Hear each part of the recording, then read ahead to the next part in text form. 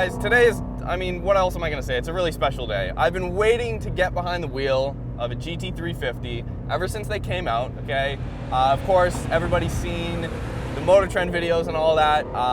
The sound is the big part of this car, and I remember specifically a few months ago, I was with my buddy Ulrich downtown, and we were driving in his C63 AMG, which on its own has a really nice exhaust note to it, right? But then we came up next to a GT350, and as you can hear, you get noticed, and already the sound is very intoxicating, just sitting at 4,000 RPM. Right now, I've got everything in sport. You can adjust everything independently, right? So you've got your damping, you've got your steering, and everything like that in sport, and obviously the exhaust must be in sport.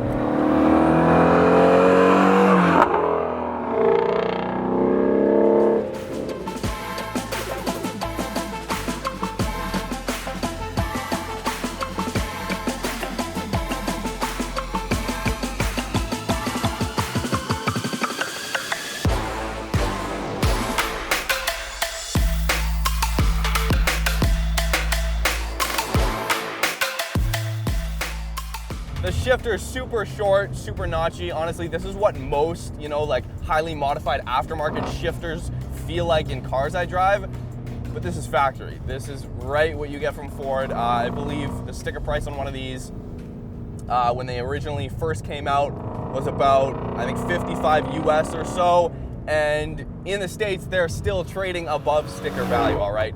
There is a demand for these cars, and I think there will be for a very long time, especially the R.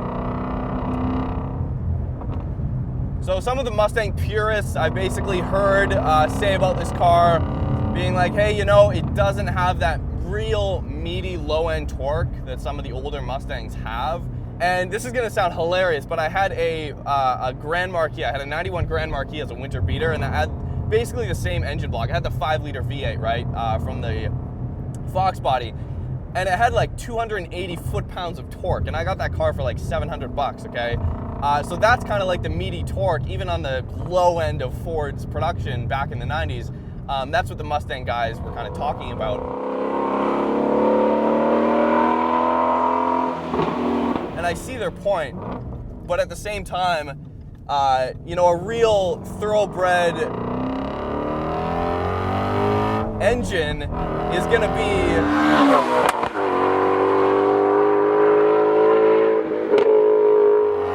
for the most part NA and high revving, and that's exactly what the Mustang is, and I think that's why the GT350R is just like slaying track numbers and getting a lot of love from a lot of people, whether it be Japanese car fans, exotic car fans, muscle car fans.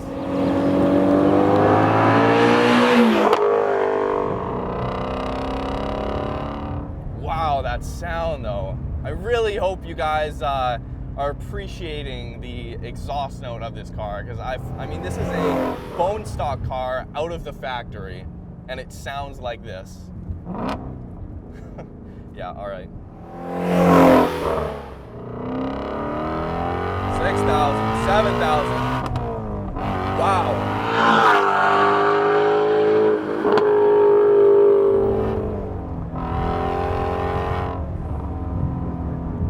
Pretty quick, very fast. Can't really say what speed we were going there. A lot faster than I thought we were going to be going. Now the R actually has a resonator delete. That's the one thing in the exhaust that's different on the R. Now the owner of this car wants to do a resonator delete.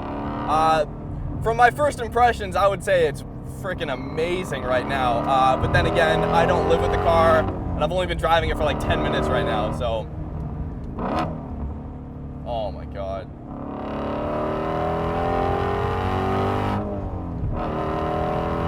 And the power really keeps building. That is awesome.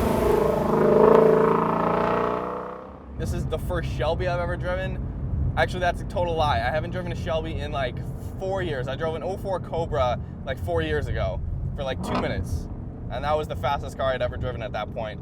But Shelby has a lot of heritage, that's the thing. The 2014 GT500, the one with like 600 and something horsepower. The one Carroll Shelby, basically, it was his last, the last one that he built, so to speak. And those are still trading for a lot of money.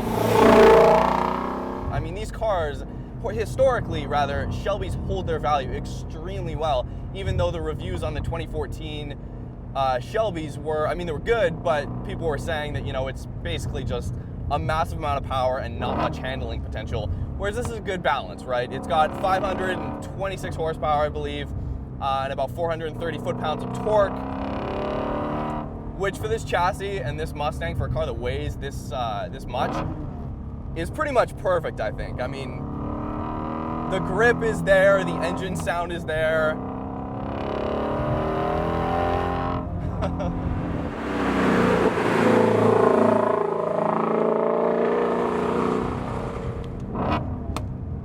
Nice pops from the exhaust there. That's awesome. It's always what you want from a Mustang. That's pretty much what you buy a Mustang, I think. Most people, for the sound. So, no disappointment here.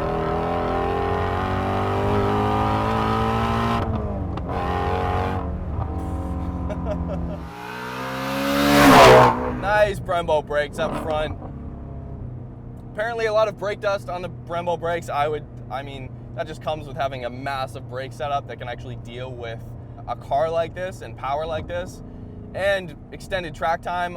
Right on here, actually on the display here in the center of the gauge cluster, I've got air fuel ratio, I've got my cylinder head temp, I've got the intake temp, I've got the oil temp. So basically you can keep an eye on everything. Shelby has not forgotten about that. They have definitely made this car for people who, I mean, want to enjoy the car on the street first and foremost. It's super comfortable, but at the same time, a lot of these owners actually take them to the track, or at the very least, they come out onto roads like this on the weekend and drive them hard.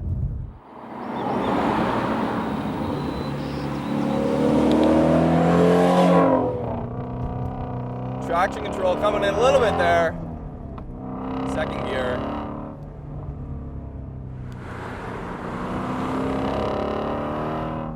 I mean, the shifter feel is probably the best stock car shifter feel, or one of, very close, that I've ever felt in the car. I mean, it's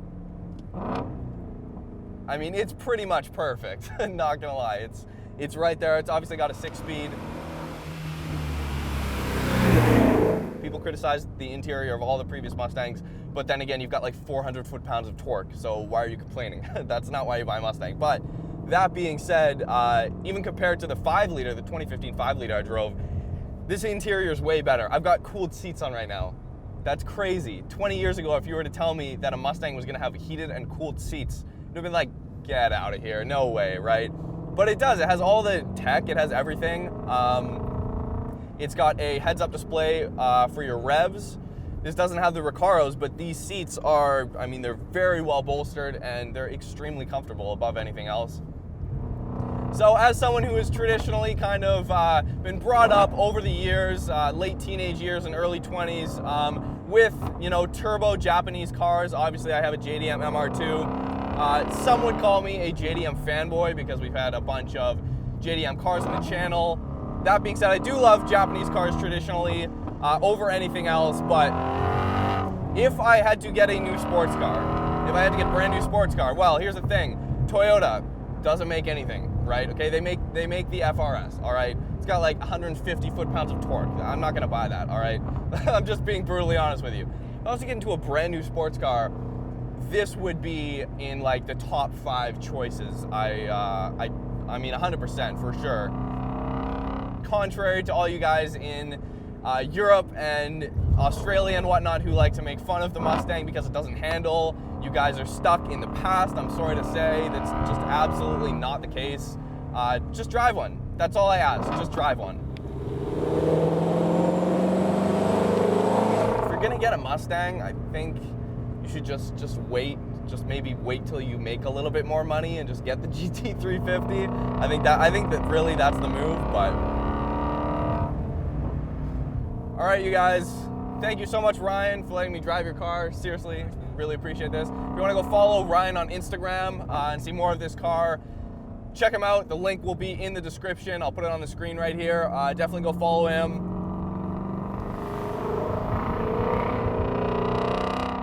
I mean, 3,000 to 4,000 RPM at full throttle, or even like half throttle, really good exhaust note and fair amount of torque. Definitely enough to get the tires loose, absolutely.